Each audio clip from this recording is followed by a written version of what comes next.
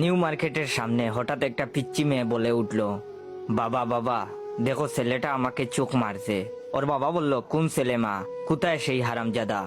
মেয়েটা ওর হাতের আঙ্গুল আমার দিকে করার সাথে সাথে আমার কলিজা শুকিয়ে গেল।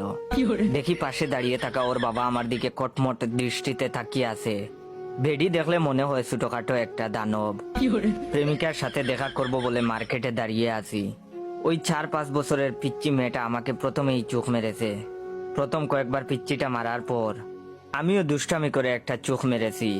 দেখে সাথে সাথে ওর আব্বুর কাছে বিচার দিয়েছে। মেয়েটার বাবাকে আমার দিকে এগিয়ে আসতে দেখে দিলাম একটা দৌড়। দেখি আমার পিছু পিছু মেয়েটার বাবাও ছুটে আসছে। এটা দেখার পর আরো জুড়ে দৌড় দিলাম, কিন্তু যতই দৌড়াতে যাই ততই প্যান্ট নিচের দিকে নেমে যায়। 2 হাত দিয়ে কোমরের 2 পাশের প্যান্ট ধরে আছি আর মার্কেটের মধ্য দিয়ে দৌড়াচ্ছি। মনে মনে নিজের বাপের উপর রেগে গেলাম। প্রত্যেকবার প্যান্ট কিনে দেওয়ার সময় এমন ঢিলে ডালা প্যান্ট কিনে দেয়, যার জন্য আমার এই দশা এখন। দৌড়াতে গিয়ে যদি প্যান্ট খুলে যায় তাহলে ইজ্জতের ফালুদা হয়ে যাবে। হঠাৎ বাসার লুঙ্গিটাকে খুব মিস করতে লাগলাম। লুঙ্গি পরে দৌড়ানোর মজাই আলাদা, বাতাসের প্রবাহ খুব কাজে দেয়। হঠাৎ সামনে প্রেমিকাকে দেখে কলিজা আরো শুকিয়ে গেল। আমাকে দৌড়াতে দেখে ও টাইটানিক সিনেমার মতো 2 হাত মেলে দাঁড়িয়ে রইল। আমার প্রেমিকা অভিনয় শিখবে বলে কয়েকদিন আগে একটা কোচিং এ ভর্তি হয়েছে। কোচিং করার পর থেকে আমার সাথে এমন ভাবে কথা বলে যে বুঝতেই পারি না ও আমার প্রেমিকা না, ছবির নায়িকা। ওর কাছে পৌঁছেই বললাম, চলো এখান থেকে পালাই, না হলে মায়ের একটাও মাটিতে পড়বে না।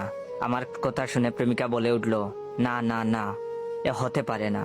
তোমার সাথে প্রেম করব বলে আমি 7 সমুদ্র 13 নদী পার হয়ে তোমার কাছে ছুটে এসেছি, আর তুমি কিনা আমাকে বলছো এখন থেকে পালিয়ে যাব। ওই শয়তান রাজা আমাদের কিছুই করতে পারবে না। আমাদের ভালোবাসার কাছে ওর অশুভ শক্তি পরাজিত হবেই।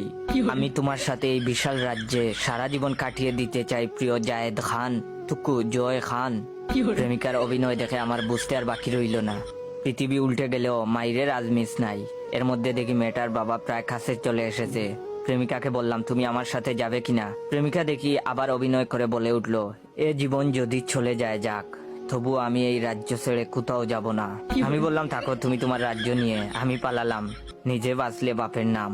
যেই দৌড় দিতে যাব ঠিক তখনই প্রেমিকা আমার শার্ট টেনে ধরে বলল, যেতে চাইলে যেতে দিব না, না না না, যেতে দিব না।